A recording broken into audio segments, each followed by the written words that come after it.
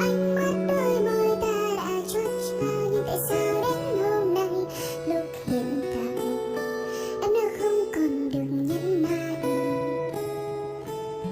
bên cạnh người tình mới anh đã quên rồi, để em khoác lên thân mình màu đơn côi.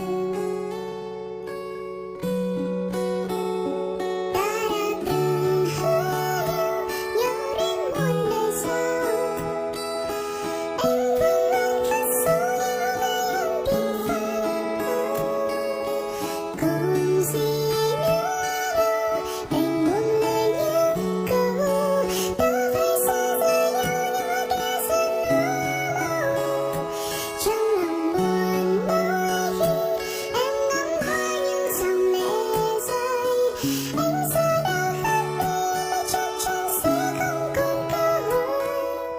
Đành vậy thế thôi, ân tình này vỡ đôi, em chúc anh luôn là nụ cười trên môi.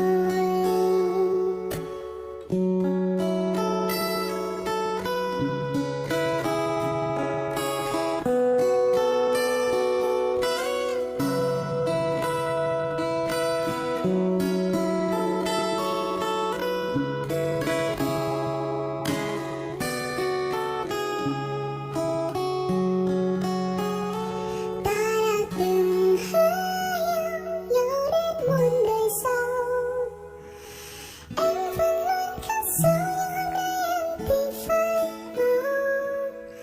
Còn gì nữa đâu, đành buông lời những câu ta phải xa rời nhau như hoa kia dần úa màu.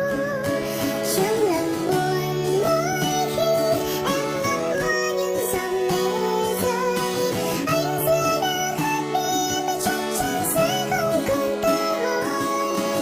Đành vậy thế thôi, ân tình này vỡ đôi, em chúc anh luôn là nụ cười trên môi. Đành vậy thế thôi, ân tình này vỡ đôi, em chúc anh luôn là nụ cười trên môi.